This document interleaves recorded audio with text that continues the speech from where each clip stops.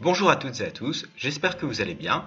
Aujourd'hui, on se retrouve pour une nouvelle vidéo pour voir ensemble comment rajouter des polices ou des fontes à son site WordPress. Alors pour ça, il y a plusieurs façons de faire. La première façon consiste à utiliser du code, tout simplement. Mais pour ça, il va nous falloir aussi un thème enfant. C'est une solution qui est certes plus pratique car elle nous évite d'ajouter des plugins, d'alourdir notre site. Mais c'est une solution qui est plus technique et qui mettra peut-être aussi un peu plus de temps et qui sera moins pratique à prendre en main par la suite. Ensuite, il y a la deuxième solution qui est via notre thème. C'est-à-dire que dans certains thèmes gratuits vous proposeront cette option d'ajouter directement des polices d'écriture à votre site, mais la plupart du temps ce sera via des thèmes payants. Puis il y a la troisième option qui est le plugin. Utiliser un plugin est l'option la plus simple et la plus rapide pour ajouter des polices si votre thème ne vous le permet pas.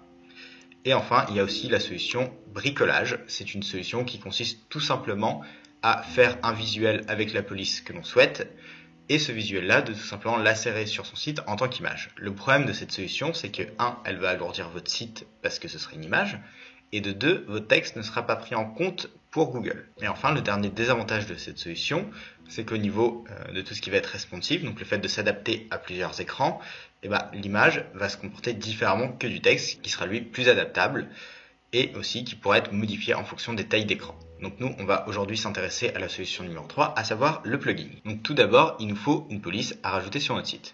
Là, on peut voir que si je voulais rajouter Helvetica via Google Font, ce n'est pas possible puisque cette police ne fait pas partie de leur catalogue open source. Ça va être une police qui va être payante, malheureusement. Mais il y a d'autres sites qui nous permettent de trouver des polices gratuites qu'on pourra ajouter à notre site. Ici, on est sur Dafont. Donc première étape sur Dafont, on va chercher une police qui nous intéresse. Dans mon cas, je me suis arrêté sur Bella Saphira. C'est pas une fonte que j'aime forcément particulièrement, mais il me fallait une fonte pour faire ce tutoriel. Donc je vais la télécharger. Une fois que j'ai téléchargé ma police, elle se retrouve sous forme de fichier zip. Il va falloir faire un clic droit et l'extraire. Sur Mac, vous n'avez pas besoin de logiciel complémentaire pour faire cette manipulation. Si vous êtes sur Windows, il vous faudra un outil semblable à WinRAR, qui est un logiciel gratuit qui permet de gérer les archives en .zip. Donc ici, je vais extraire mon fichier zip. Donc j'ai extrait mon fichier, normalement je le retrouve directement dans mes téléchargements. Donc une fois mon fichier bien extrait, je vais aller tout simplement sur mon site WordPress et je vais aller ajouter une extension. Donc pour ça, il faut se rendre dans le menu extension et cliquer en haut sur ajouter. Ici, je vais rechercher fonte, donc police en anglais.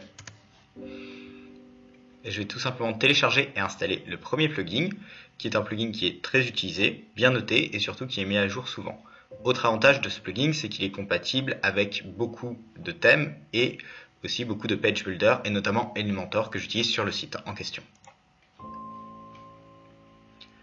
Une fois mon plugin installé et activé, je regarde sur mon menu à gauche et j'ai tout simplement le plugin qui est apparu. Donc on va aller dessus. Ici, une fois que j'ai installé mon plugin pour la première fois, il va tout simplement me falloir une API key. Donc pour ça, il faut tout simplement cliquer sur le bouton générer. Une fois que j'ai généré ma clé, je vais juste cliquer sur vérifier.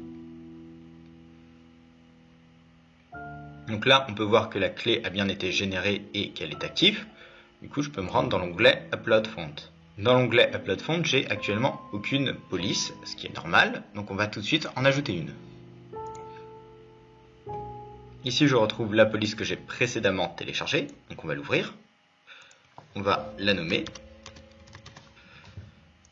Et ensuite, on va cliquer sur Upload. Maintenant que j'ai la police qui est bien sur mon site, comment est-ce que je vais pouvoir l'utiliser pour agencer le design de mon site? Pour ça, il y a plusieurs façons de faire. Donc la première consiste à aller dans Assign Font et de là d'assigner la police. Donc là, je peux dire que je veux ma police Bella et je peux dire sur quel type de texte je la veux. Donc si je sélectionne par exemple H1, H2 et H3, ma police sera sur tous mes titres 1, 2 et 3 de mon site. Donc on va regarder ensemble.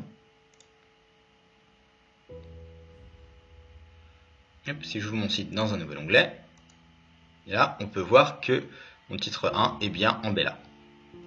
Mes titres 2 aussi. Maintenant, qu'est-ce qui se passe si je veux par exemple mettre un autre texte en Bella sans forcément que tous les textes de même niveau soient dans cette police là, par exemple le mission. Alors pour ça, soit je pourrais aller via personnaliser, soit avec Elementor. Ici on va plutôt regarder avec Elementor pour pouvoir l'utiliser en police globale et donc l'utiliser dès qu'on a besoin. Donc pour ça, on va modifier avec Elementor. Une fois sur Elementor, je vais descendre à l'endroit qui m'intéressait, sur Mission. Donc là, je vais cliquer sur le petit crayon bleu. Ensuite, je vais aller dans Style. Dans Style, j'ai Typographie et je vais cliquer sur le globe. Le globe me montre les polices par défaut que j'ai déjà paramétrées. Nous, on va en paramétrer une nouvelle en appuyant cette fois-ci sur l'engrenage. Maintenant, on se retrouve dans le menu des polices globales. Donc on va ajouter un style, donc une police. On va la renommer. On va mettre par exemple Bella en 80 pixels. Et ensuite, on va la paramétrer. Donc on clique sur le crayon. Ici, je vais cliquer sur Famille.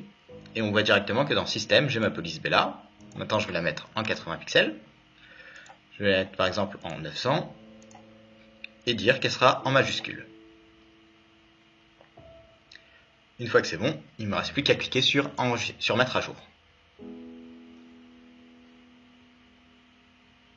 Maintenant, je fais retour à l'éditeur. Comme nous pouvons le voir, le mot mission n'est toujours pas avec la police souhaitée. Donc on va cliquer dessus. Et maintenant, ce qui va se passer, c'est que je vais à nouveau cliquer sur mon globe. Et lorsque je vais descendre, je vais voir Bella en 80. Donc je vais cliquer dessus. Et si je descends, mission est bien arrivée avec la police Bella. On peut voir qu'elle est plus grasse aussi que Bella par défaut, étant donné que je l'ai mis à 900 et mon texte est bien en majuscule. Ensuite, si je fais mettre à jour, hop, donc mon texte va rester comme ceci. Donc si je reprends mon site internet, là, je descends et j'ai bien mission qui est bien en Bella en 80 pixels. Donc l'avantage de faire cette solution, c'est qu'à chaque fois que je voudrais changer un paragraphe ou un titre avec ma nouvelle police, et ben je pourrais directement le faire vu que je l'ai enregistré dans mes polices par défaut. Et je pourrais aussi très bien créer des variantes de taille de police, tout simplement pour aller plus vite et l'utiliser plus facilement sur l'ensemble de mon site. Donc j'espère que cette vidéo vous sera utile et à bientôt!